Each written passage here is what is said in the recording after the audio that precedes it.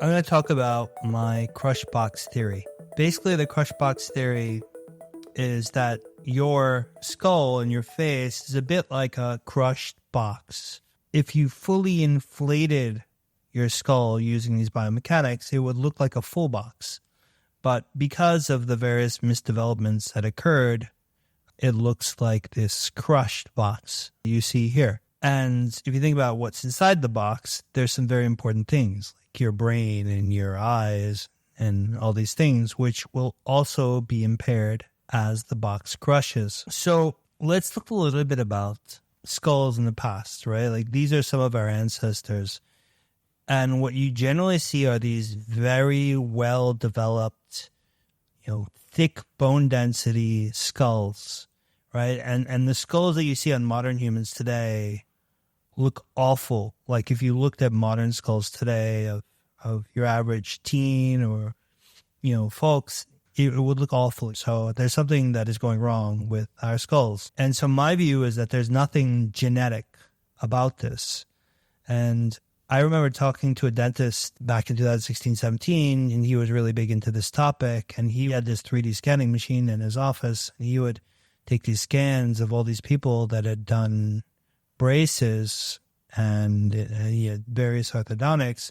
And he would show that the bone density of their faces were ruined by doing orthodontics. And then he would use his process and he would show these, time-lapse scans of their skulls, and the bone density would, like it was almost like their face was coming back. The bone density was coming back. And so that was really powerful for me. And the other thing that you see is that when you see these skulls of these older kind of human beings, the teeth, they always had wide arches and straight teeth, right? There was no braces back in the day, and yet they all had straight teeth because the skulls and the faces fully developed. So I don't think there's anything genetic about having a well-developed skull or having straight teeth, because we come from ancestors where that was always the case. Now you see kids, that have teeth all over the place.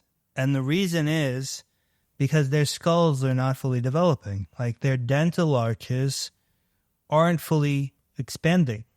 And so it's a real estate problem. There's not enough space in their upper and lower arches to pack all these teeth, which our DNA are trying to push into our mouths. And so the teeth never extrude to their proper height. The arches never develop to their proper width.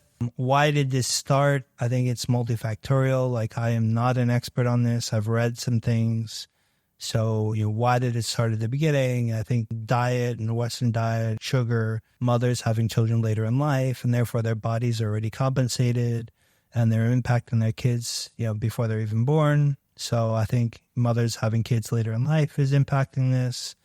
So I think there's a lot of things, right? And the fact that your skull is not developing to its full potential or to where it should means that it is crushed and it is impairing everything inside. So your brain, your sensory organs, your vision, neurological function, all these things, right? And so one common one that you see a lot is the deviated septums, right? A lot of people these days have deviated septums.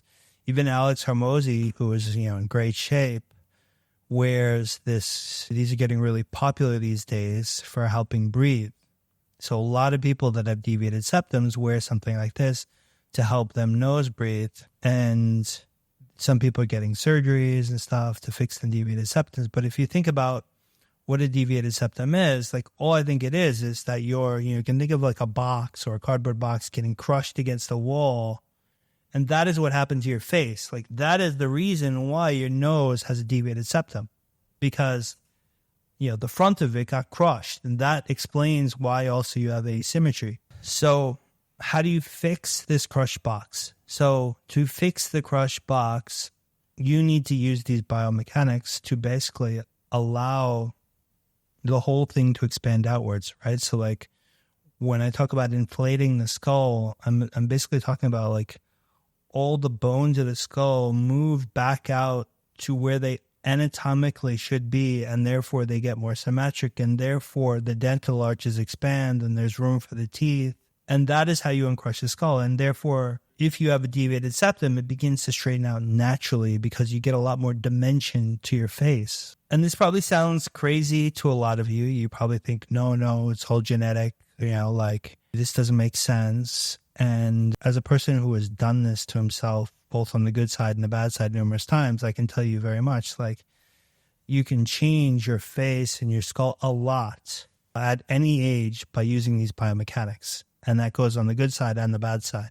And the other thing that I would say is, like, put on your first principles hat, right? Think about what I'm saying. Think about, how do I test, right? Like, test this out.